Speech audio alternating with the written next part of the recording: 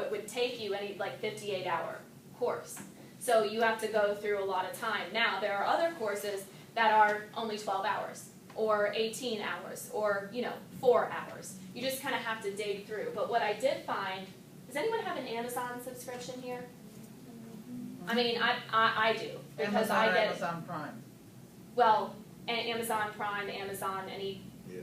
Audible. Has anyone heard of Audible? Yeah, sure. So it's operated through Amazon, right? And you can sign up for a free 30-day trial of Audible, and in turn you get 1 credit of you can buy a book for free. You can get a free ebook that also applies to grade courses. So what I found was that I got access to a free grade course through this Audible, which is a value of $550 that you could do for free. And, I hate to say this, but you can just end your subscription after 30 days. And, I mean, hey, the ends justifies the means. So, or, $14.95, Audible. I do a lot of driving. I'm not from Greenville, and my parents are in Bluffton, South Carolina, and my mom recently fell ill, so I go and see her a lot.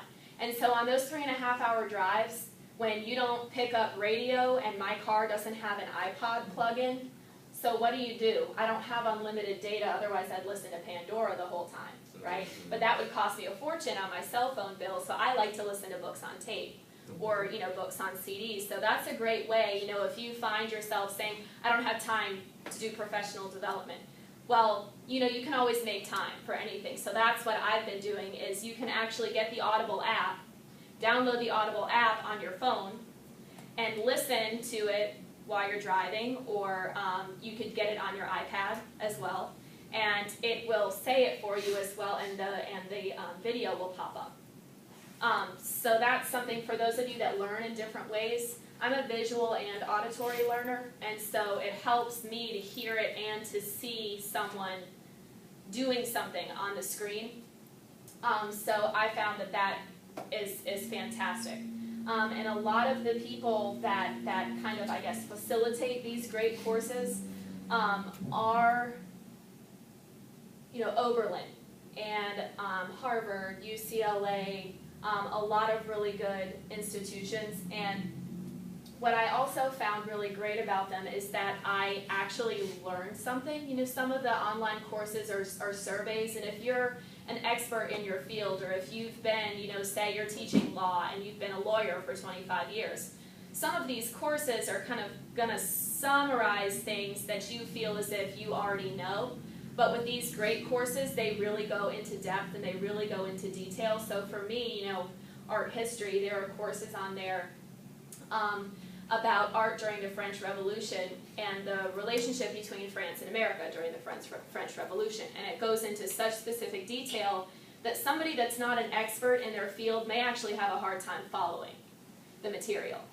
So if you are an expert in your field, I think you can really get something meaty out of these courses. So I highly recommend trying to go through this step. I know I have, and I've had great success with it, and so I'm about halfway through mine, and they're very engaging. So free access to this course with free 30-day trial, and the courses are, I kind of talked about this. OpenCulture.com. Has anyone heard of this?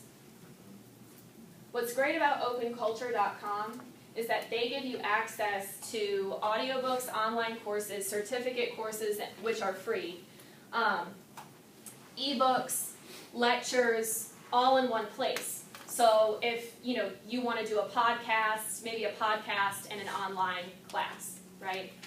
Now all of a sudden you can access it from the same database rather than going here and having to remember all of these different websites. This kind of is the mother lode. It has everything. So links to free online courses. What I also love about Open Culture is that no matter what field you're in, it has something for you. It's not like Udacity that I felt like it didn't cater to my needs. You could type anything in and it'll give you hundreds of results to choose from. And they put big emphasis on free. So there is no hidden thing. You think you find something that's great, you click on it, and then in small print at the bottom of the screen it says with $50 subscription, right? So this is great because of the emphasis on free. Ebooks and e-texts, that's another good thing too, is that you can download these through Open Culture for no charge, have them on your iPad or your computer, save them to your iBooks, and use it in your class. You know, maybe assign a reading, you know, from the ebook to your class where we normally wouldn't have access to any of that. So that's another good thing too. Has anyone tried podcasts? What were your experience? Well, I have several that I subscribe to that I don't listen to them regularly, but periodically I'll go out and see what the most recent one is. Right.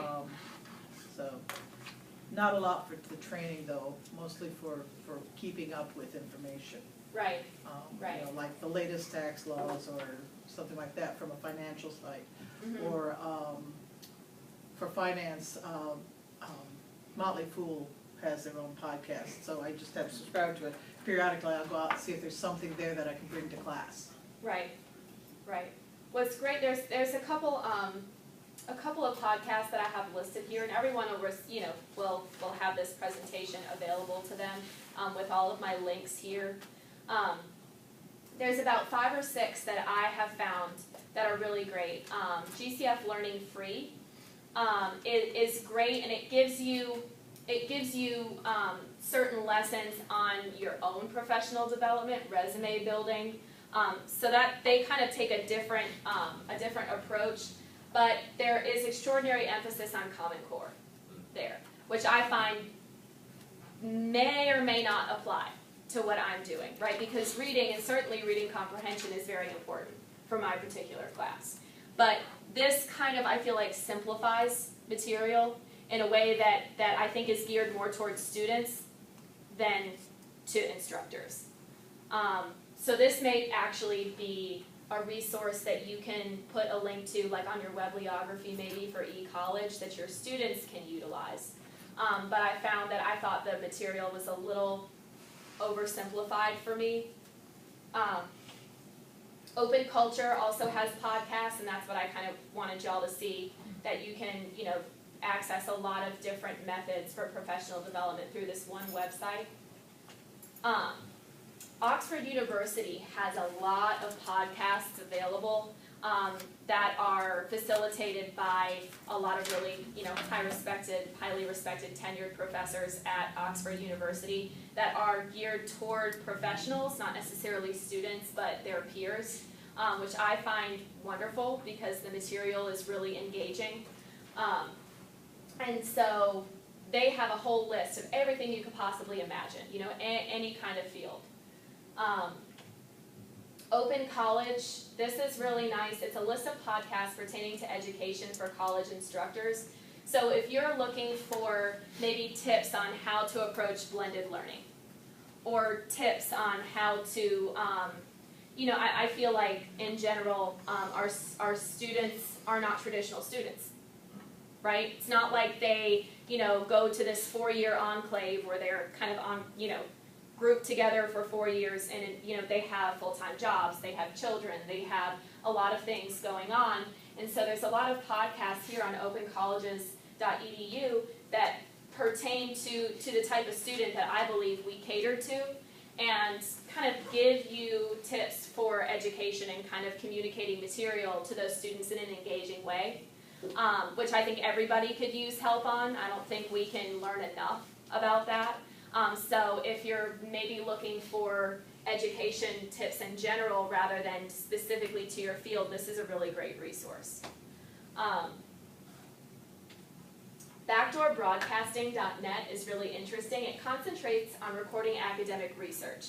And this is kind of like almost a free database. You know, we have EBSCOhost, which is our VMC online library. There's JSTOR out there. Has anybody ever used JSTOR in college? That I find that I really like. But this backdoorbroadcasting.net concentrates on recording academic research that's extremely new, so it puts emphasis on the past 5 years. So no old research, so to speak, that hasn't yet, that's maybe in limbo of, you know, it's at the publishers, it's going to be in the next issue of Art Bulletin, but it's available for free for us to access online in the meantime, which is really, really interesting. And then I love this. This is the Open Education Database, and it offers free podcasts from Stanford, MIT, Harvard, Queen's University, UCLA, Yale. And I'm going to click on this one in particular so that you guys can kind of see. So here's a whole list. So computer design, okay, we have human-computer interaction, geography of world cultures, you know, a lot of different, if anyone's teaching any sort of history-based straight talk about stem cells, the literature of crisis, a lot of different things. Mythology, if anybody teaches mythology in literature, Virgil's Aeneid, MIT, a lot of it is going to be in the medical field or engineering. You know, I mean, the list goes on. And they are free online courses taught by their faculty. So that's a lot of resources, a lot to take in. And then our other options are actually through EDMC University. And is anyone, student BMC employees will gain access to EDMC University. And this is an online library of thousands of free educational and personal development courses. And a lot of times, you know, the librarians know a lot more about this. And I think the librarians really are a resource that we, even as instructors, forget to kind of utilize and take advantage of that. And option 6, live online workshops, and a lot of these are actually hosted through Brown Mackie College or through Education Management. So has anyone actually used this Ask Today on call? What do you think? It's really good. They have library webinars, and you can, there's a little chat box over here, and if you know, you can raise your hand and they can answer a question. But it's kind of, you get to just watch them show you how to do research on the Brown Mackie online library, and it shows you like EBSCO hosts databases and the different. That's great. So those are only like 40 minutes long, and so that's really feasible if you're on a time schedule. And usually they put out lists of the workshops that will be offered for that month. So you can kind of go through pick the topics that you're specifically interested in pursuing and actually call to register for that.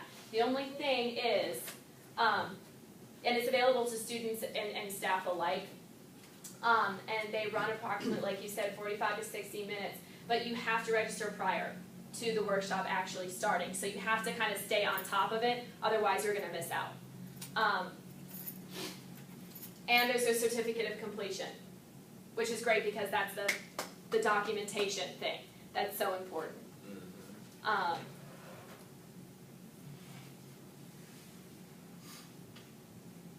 So does anyone have any suggestions or anything that they've had experience with, a positive experience or a negative experience with, that they'd like to share that you feel like should be included? I apologize for being late, but did you bring up Uversity? That's another site. I have not. Okay, that's the one that I'm using right now. They tend to be courses from all lengths, all different types of things. For example, the course that I've signed up for is a 7-hour course on QuickBooks 2014 because it ties directly into what I teach. But they do, it's broad-based, and then mostly the teaching is it's like a workshop format. Right. But a lot of the courses you can preview a module, so you can see if that's one you do. So, for example, they must have easily 10 QuickBooks classes out there. Right. So you want to pick which one really appeals to what you're wanting to learn. The cost factors vary.